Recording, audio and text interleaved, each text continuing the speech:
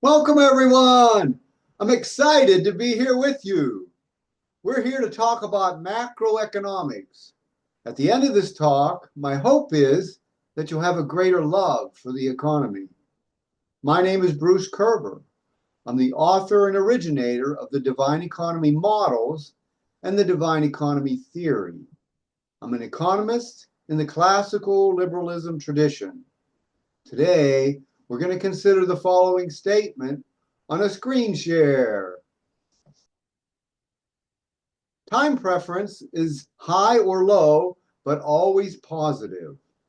One way of understanding time preference is to recognize that there is always a cost involved with saving until later rather than consuming in the present.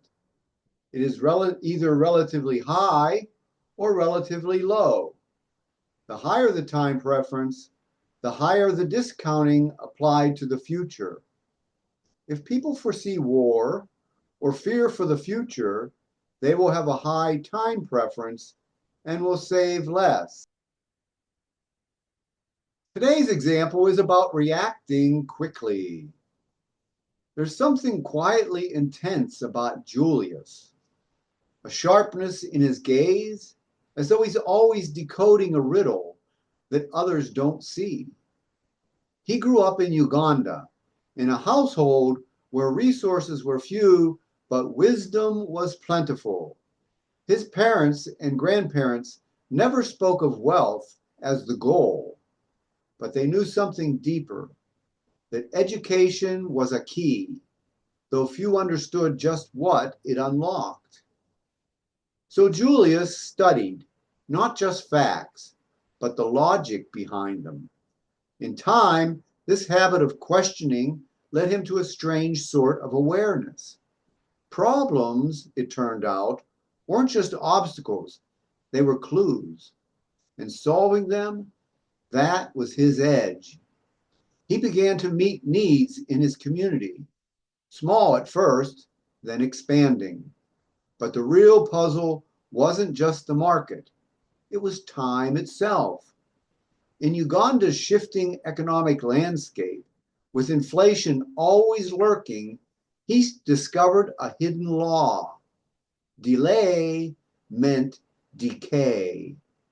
Money held too long lost its value. And so he learned to move fast, turning profits into reinvestment before they melted into dust.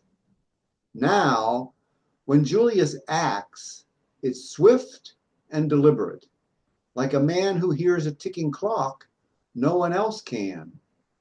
Others see a young entrepreneur, but behind his every move is a deeper mystery.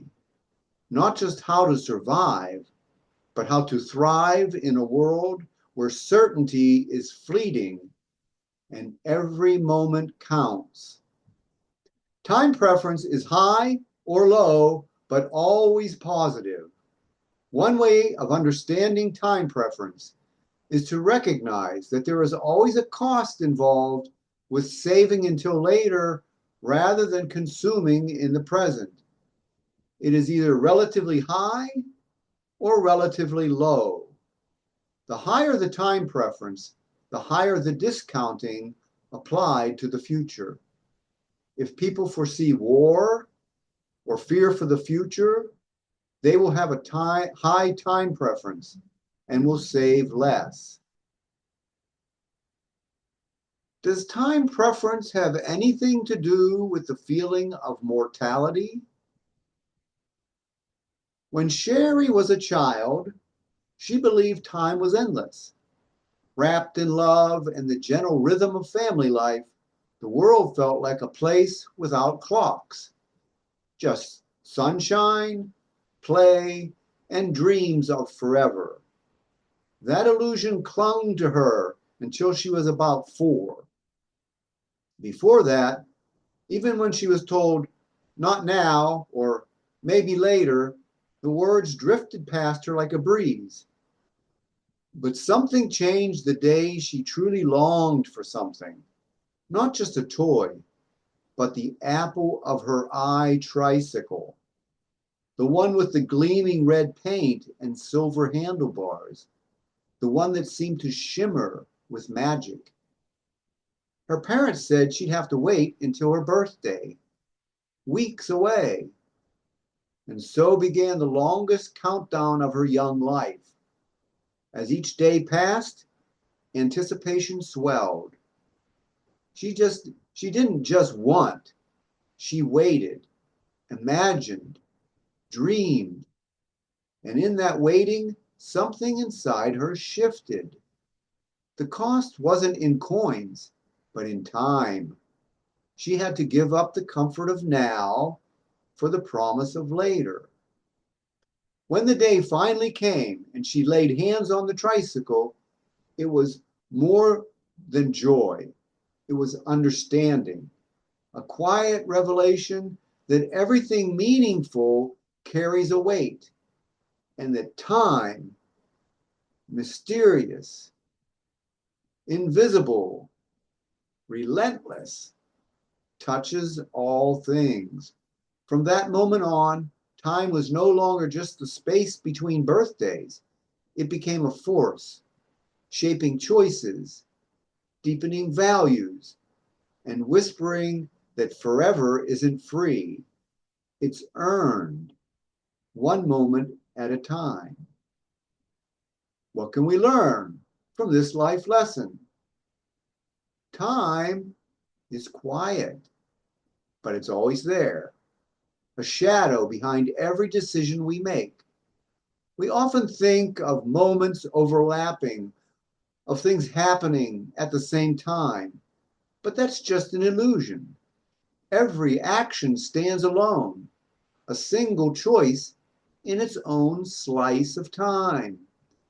Even what looks like synchronicity is just proximity, not true unity. And that's the strange part. Once you see it, you can't unsee it. Every decision you make, big or small, lives inside time. And time is never neutral. It's felt. It's weighed. It whispers to us in the voice of urgency or patience. The more uncertain the world feels, the louder the voice of now becomes. Doubt shortens our horizon. Fear speeds up the clock. But trust, real trust, stretches time out like a calm sea. When people believe in the signals they see in the market, when they feel honesty in the air and sense direction in action, time feels less like a threat and more like a path. Here lies the mystery. Our environment doesn't shape our choices. It shapes how we value time itself. In chaos, the present swallows everything. In confidence, the future opens up. So if you want better decisions, more clarity, more peace, we don't just need better information.